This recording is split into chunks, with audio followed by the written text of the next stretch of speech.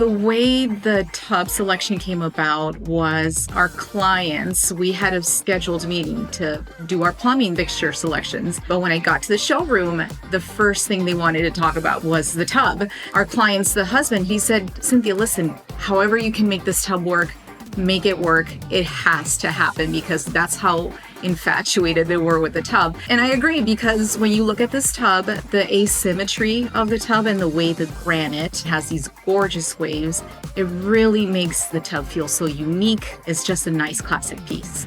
At that point, it was my job to make sure that this tub just looked wonderful with all the other materials and elements that were happening with the new remodel.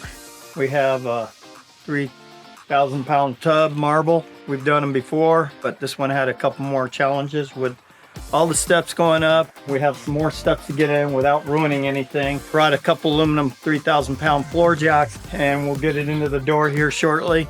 Because of its angles and its asymmetry, we have to make sure that it's installed just right so that the first thing when you walk into this master bath and you take the corner, you're going to see the tub in its beautiful form in every single direction. It's a neat project. Every time you accomplish something, it makes you feel good.